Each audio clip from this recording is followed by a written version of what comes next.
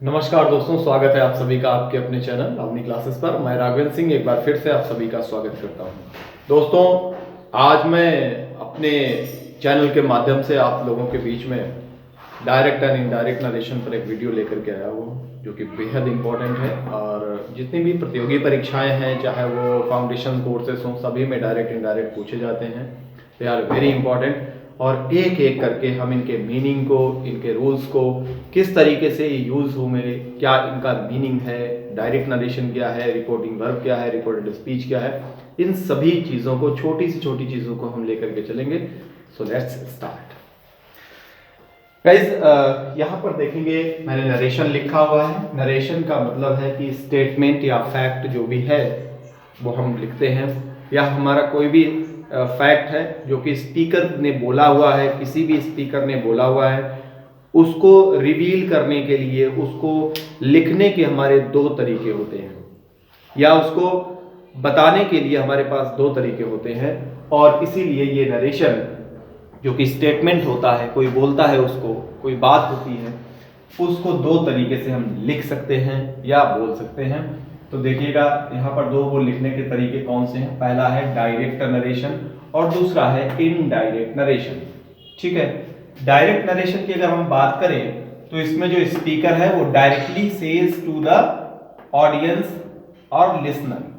ठीक है ना, यानी वो डायरेक्टली अपनी बात को ऑडियंस से कहता है। ठीक, डायरेक्टली अपनी बात वो लिसनर को कहता है, वहां पर उसकी बात, वो खुद ही अपनी बात को बता रहा होता है। ठीक है, ये डायरेक्ट नरेशन है। जबकि अगर हम इनडायरेक्ट नरेशन की बात करें तो जो लिसनर होता है वो उसी सेम थिंग को, जो उसने लिसनर को बताई है, वो किसी दूसरे लोगों को बता रहा होता है। यानी listener says the same statement to the others, जो अदर लोगों को बता रहा होता है। दूसरी चीज यहां पर जब देखेंगे, एक इसको दूसरे शब्दों में हम कैसे कर सकते हैं, अ फैक्ट एक ऐसा फैक्ट है spoken by the speaker to the listener. एक कोई भी ऐसा फैक्ट आप ले लीजिए जो स्पीकर बोल रहा है, वो लिसनर को डायरेक्टली बोल रहा है। क्लियर? यहां पर क्या है, वही सेम फैक्ट जब लिसनर किसी थर्ड पर्सन को बताता है, अदर लोगों को बताता है, तो वहां पर हो जाता है क्या, indirect narration. The same fact explained or spoken by the listener to others. हाँ, जो लिसनर दूसरे लोगों को बताता है सेम फैक्ट, उसी बात को जो स्पीकर पहले बता चुका है, हम कह सकते हैं। तो ये बात यहाँ पर जो है डायरेक्ट इनडायरेक्ट की समझ में आ गई होगी कि डायरेक्ट क्या है और इनडायरेक्ट क्या है। यहाँ पर देखते हैं कि डायरेक्ट नरेशन जो है is divided into two parts. Direct narration जो हम लिखते हैं वो डिवाइडेड होता है टू पार्ट्स में। कौन कौन से वो टू पार्ट्स हैं? तो वो टू पार्ट्स हैं आपके रिपोर्टिंग वर्ब और रिपोर्टेड स्पीच। ये दो पार्ट हैं, रिपोर्टिंग वर्ब है और रिपोर्टेड स्पीच है। यहां पर अगर हम बात करें इनडायरेक्ट नरेशन की, तो indirect narration is written in the combining in by combining, मैंने रिपोर्टिंग वर्ब और रिपोर्टेड स्पीच को कंबाइन कर देते हैं और एक ही बना देते हैं in the format of complex sentence, और फिर वो कॉम्प्लेक्स सेंटेंस बन जाता है। क्योंकि रिपोर्टिंग वर्ब और रिपोर्टेड स्पीच को कंबाइन करने के लिए, यानी जोड़ने के लिए, हमें सब ऑर्डिनेटिंग कंजक्शंस, यानी जो दैट हो सकता है, इंटरोगेटिव वर्ड्स हो सकते हैं, हाँ, या फिर टू हो सकता है, ऐसे जो हम सब ऑर्डिनेटिंग कंजक्शंस हैं उनको लगाते हैं। और हमें पता है कि सब ऑर्डिनेटिंग कंजक्शन जब हम लगा देते हैं तो हमारा सेंटेंस वो कॉम्प्लेक्स हो जाता है। तो अब हम डिस्कस करेंगे रिपोर्टिंग वर्ब क्या है, रिपोर्टेड स्पीच क्या है, इनके बारे में डिस्कस करते हैं। तो हम लोग शुरू करते हैं। रिपोर्टेड मीन्स डायरेक्ट नरेशन को जानने की कोशिश करेंगे। डायरेक्ट नरेशन के कितने पार्ट होते हैं? डायरेक्ट नरेशन को ऑलरेडी मैं डिस्क्राइब कर चुका हूं। जानते हैं कि डायरेक्ट नरेशन के जो दो पार्ट होते हैं, there are two parts of direct narration. वो पार्ट जो है हमारे कौन कौन से हैं और किस तरह से हम उनको देखते हैं। पहला पार्ट है हमारा रिपोर्टिंग वर्ब का, और रिपोर्टिंग वर्ब के पार्ट में अगर हम डिस्कस करें तो कह सकते हैं कि this part is separated by a comma. सबसे पहली चीज तो ये पार्ट हमारा कॉमा से सेपरेट होता है। क्लियर? दूसरी बात ये है कि दिस पार्ट यानी रिपोर्टिंग वर्ब का जो पार्ट है कंटेन करता है कितनी सारी चीजें। नंबर एक, स्पीकर को, उसमें स्पीकर होगा, रिपोर्टिंग वर्ब होगी। रिपोर्टिंग वर्ब्स की अगर हम बात करें कौन कौन से हो सकती है, जैसे से हो सकती है, टेल हो सकती है, आस्क है, ऑर्डर है, एडवाइस है, रिक्वेस्ट है, विश है, कॉन्ग्रेचुलेशन है, कॉन्ग्रेचुलेटेड। तो कॉन्ग्रेचुलेट, इतनी ये वर्ड्स, वो वर्ड्स जो बोलने वाली है, वोकल हैं जो जिनसे कुछ ना कुछ हम कह सकते हैं, अपने फीलिंग्स को हम बता सकते हैं। उसमें राइट भी आ जाएगा, अगर हम कोई चीज़ लिख करके भी अपने स्टेटमेंट को दे रहे हैं तो वहां पर राइट भी हमारी वर्ब जो है रिपोर्टिंग वर्ब वो बन सकती है। वो वर्ब जो किसी चीज को की रिपोर्ट करती हूँ, किसी चीज को बताती हूँ, तो वो वर्ड्स हम यहाँ पर लिखेंगे, वो वर्ड्स हमारी रिपोर्टिंग वर्ड्स होंगी। आई होप कि इस कॉन्सेप्ट को आपने समझा होगा। और इसके बाद में एंड लिसनर, और लिसनर इसमें जरूर होता है, ठीक है ना, लिसनर होता है। देखिए लिसनर कभी कभी रिपोर्टेड जो है स्पीच में भी आ जाता है, इसलिए मैंने पहले छोड़ दिया था, लेकिन यहां पर हम लिसनर भी लिख लें, क्योंकि जब हम डायरेक्ट नरेशन से इनडायरेक्ट में जाएंगे तो लिसनर कहीं भी हो उसे हम रिपोर्टिंग वर्ब वाले पार्ट में ही लिखेंगे और फिर कंबाइन करेंगे। क्लियर? तो लिसनर होगा, यानी कि रिपोर्टिंग वर्ब के जो पार्ट है उसमें हमें तीन चीजें मिलती हैं। लिसनर, वर्ब जो कि रिपोर्ट करेगी, यानी क्राई या वेल या आस्क, कुछ भी इस तरीके की हो सकती हैं, से है, हाँ, और लिसनर, तीन चीजें, यानी कहने वाला, क्या कैसे कहा जा रहा, पूछा जा रहा, वो वर्ब होगी, और तीसरा लिसनर। क्लियर? तो ये तीन चीजें इसमें रिपोर्टिंग वर्ब के पार्ट में मिलती हैं, और रिपोर्टिंग वर्ब का पार्ट हमेशा सेपरेट होता है by using comma. Reported speech की अगर हम बात करें, स्पीच का जैसा मतलब ये स्पीच माने भाषण होता है, जो भी स्पीकर ने बोला है वो हमारा स्टेटमेंट होगा। This is the statement spoken by speaker, जो हमारे स्पीकर ने बोला हुआ है, spoken by the speaker, enclosed in inverted commas. ये इन्वर्टेड कॉमा में लिखा जाता है। हम सभी जानते हैं इन्वर्टेड कॉमा में हम उस स्टेटमेंट को लिखते हैं जो किसी ने बोला हो, किसी साइंटिस्ट ने कोई डेफिनेशन लिखी हुई है, उसको हम डिट्टो सेम उसी के वर्ड में लिखने के लिए जब लिखते हैं तो उसे हम इन्वर्टेड कॉमा के अंदर बंद करके, एनक्लोज्ड करके लिखते हैं। आई होप कि ये चीज आप समझ गए होंगे, रिपोर्टिंग वर्ब क्या है, रिपोर्टेड स्पीच क्या है। अब हम नेक्स्ट स्टेप में, नेक्स्ट स्लाइड में हम डिस्कस करेंगे इसके कुछ कॉमन रूल्स हैं, और कौन कौन से वो कॉमन रूल्स हैं उनके बारे में डिस्कस करते हैं। चलिए आइए डिस्कस करें। वेल गाइस, तो इस स्लाइड में हम डिस्कस करेंगे कुछ कॉमन रूल्स के, जो मैंने खुद कुछ ऐसे कॉमन रूल्स लिखे हुए हैं जो मोस्टली हम उनका यूज़ किसी भी टाइप के डायरेक्ट नरेशन को इनडायरेक्ट नरेशन में बनाने के लिए करते हैं। तो ये हमारे पास में there are 5, you can see on your screen, there are 5 rules for changing, for common rules we can say, there are 5 common rules for changing direct narration into indirect narration. Direct narration से indirect narration में change करने के हमारे पास में ये कुल 5 जो कि कॉमन है, जो कि सब में लगेंगे, क्योंकि इसके अंतर्गत हम 5 प्रकार के सेंटेंसेस को पढ़ते हैं। Assertive, interrogative, exclamatory, imperative and optative. तो ये 5 तरीके के सेंटेंसेस पढ़ेंगे, और ये 5 रूल्स इन पांचों में बराबर लगते रहेंगे, कहीं पर कोई अंतर नहीं होगा। चलिए देखते हैं, डिस्कस करते हैं। पहला रूल तो ये होगा कि कॉमा एंड इन्वर्टेड कॉमा को हम जो है रिमूव कर देते हैं, उनको हटा देंगे।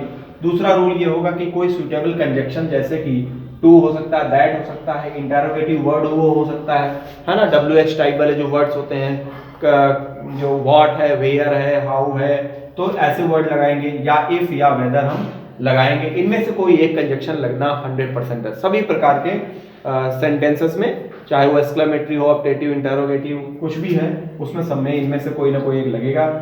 टू कंबाइन किसको, रिपोर्टिंग वर्ब और रिपोर्टेड स्पीच को कंबाइन करने के लिए, इनको जोड़ने के लिए हम ये कंजक्शन का यूज करते हैं। तीसरी अगर हम बात करें तो रिपोर्टेड स्पीच में का जो पार्ट होता है ये हमेशा जो है रिटन होता है इन असर्टिव फॉर्मेट में। सपोज दैट हमारा जो रिपोर्टेड स्पीच का जो पार्ट है वो इंटेरोगेटिव है, और अब हमें इनडायरेक्ट में लिखना है, तो हम उसको इंटेरोगेटिव में नहीं लिखेंगे, उसे हम असर्टिव सेंटेंस ही बना देंगे। अगर हमारा रिपोर्टेड स्पीच का पार्ट इंपरेटिव में है तो हम उसे टू लगा करके इंपरेटिव में जो रहता है उस तरीके से जोड़ देते हैं। वहां पर ये रूल एक बार थोड़ा सा कट होता है, क्योंकि टू लगा करके हम इंपरेटिव सेंटेंस ही वैसा जोड़ देते हैं। लेकिन अगर हम बात करें ऑप्टेटिव सेंटेंस की या विशेष की, तो वहां पर हम इसको असर्टिव में ही चेंज करके लिखते हैं, ठीक है। तो इम्परेटिव में यहाँ पर हम ध्यान देंगे कि इम्परेटिव का असर्टिव नहीं बनाते हैं, वहां पर हम डायरेक्टली टू लगा करके लिख देते हैं। क्लियर। लेकिन चाहे वो इंटेरोगेटिव हो चाहे वो ऑप्टेटिव हो, इन दोनों को हम असर्टिव में ही चेंज करके लिखते हैं, इसलिए मैंने यहाँ पर इसको लिख दिया है कि ये हमेशा मोस्टली जो है, यहाँ पर अगर हम ऑलवेज लिख दें कि मोस्टली जो है ये mostly be written in assertive format में इसको हम लिखते हैं, ठीक है ना। आगे हम बात करेंगे rules for changing personal pronouns के जो रूल्स होते हैं चेंज करने के, वो कोई भी हमारा, चाहे वो इंटेरोगेटिव हो चाहे वो असर्टिव हो हमारा, ठीक है, कोई भी सेंटेंस है वो उसमें हमें सब में एक जैसा ही रखना है, यानी बदलते रहना है। जो हम पर्सनल प्रोनाउन के चेंजेस आपको आगे बताएंगे वो सब में लगोगे, ठीक है।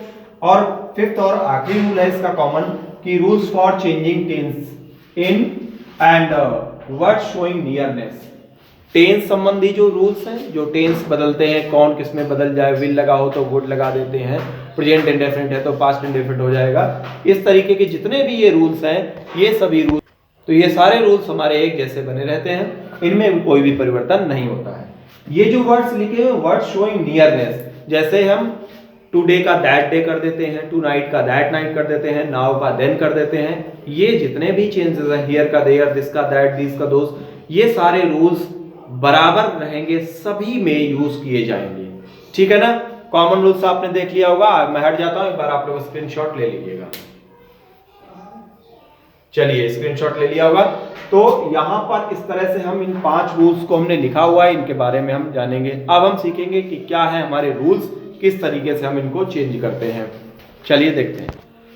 वेल गाइस, सो इस स्लाइड में हम डिस्कस करते हैं कुछ असर, जैसा कि मैं पहले बता चुका हूं कि we have to learn 5 types of sentences for changing direct narration to indirect narration. तो पहला टेंस हम लेकर के आते हैं। पहला सेंटेंस हमारा कौन सा है?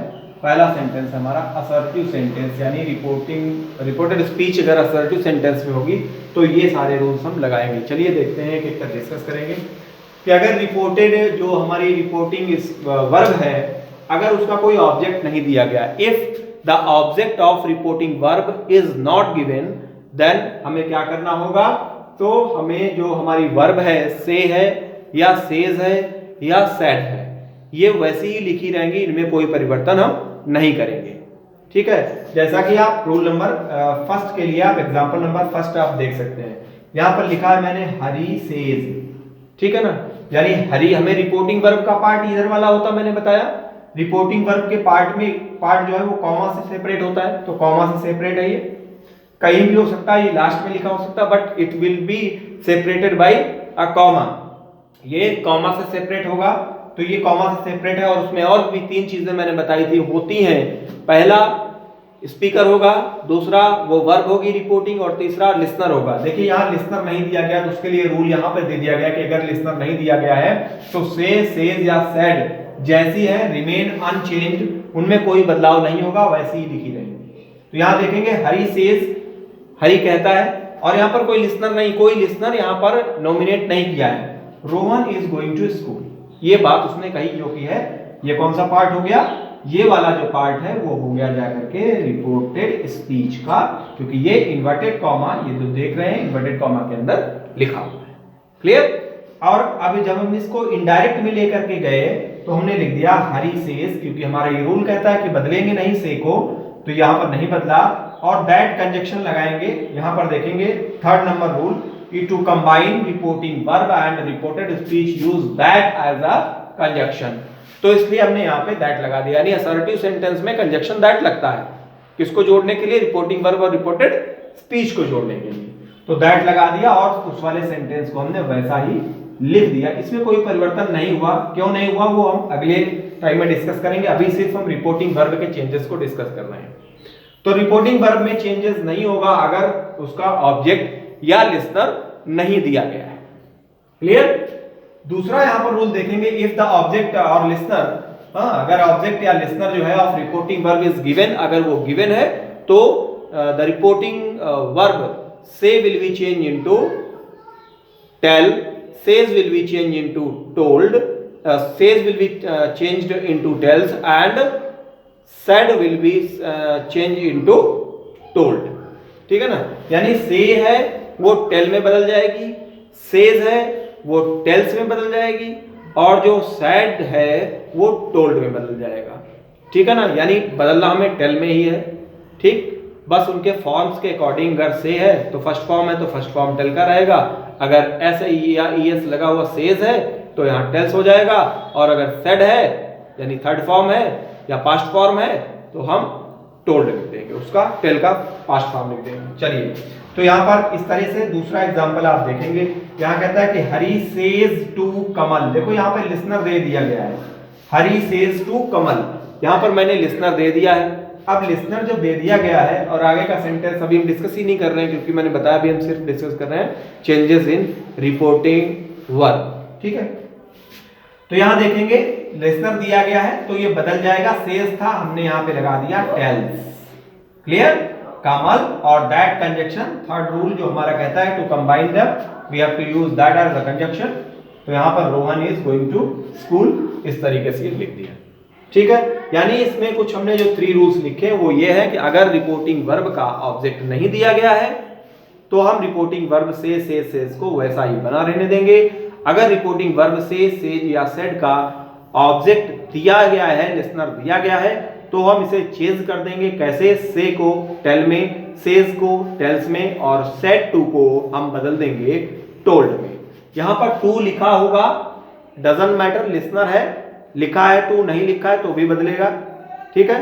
और इसके बाद में दैट कंजक्शन लगाते हैं, ये इस तरीके से आप देख सकते हैं।